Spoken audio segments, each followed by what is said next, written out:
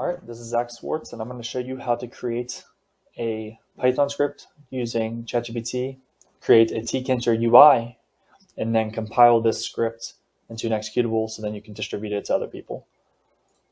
So we're first going to create and save the Py script as example into the folder that you want. I'm going to prompt ChatGPT.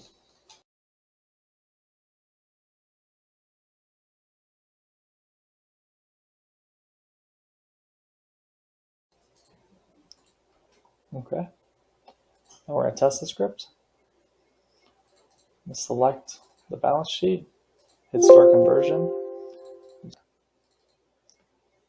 In a perfect world, this isn't the exact structure maybe that we would like for a PDF, but for our case, we're going to act like it is. So say that this application is perfect, this Python script. Let's now compile it into an executable. So we're going to go into the shell. Now notice we're in the directory, specifically the folder that we want to be in.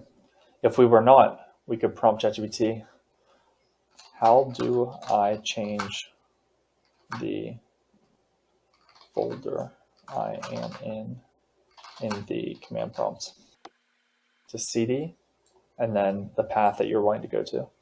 But for our case, we're in the correct path. So then to compile the Python script, you type in PyInstaller, which is a package that you should have downloaded. Then we want to say one file.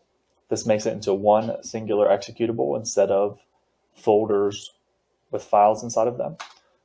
Windowed, which means that we are not running the executable out of a command prompt in the background. And then this one is not necessarily, but I like adding an icon. So currently I have an icon called icon, and the file type has to be a .ico, ICO.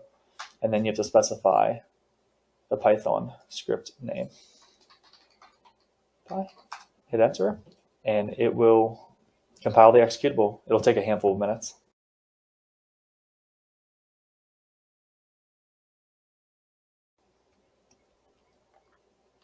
All right, it's now done compiling. So the executable is in the dist folder. You can see the icon. We run it. It's running as a standalone application. Perfect.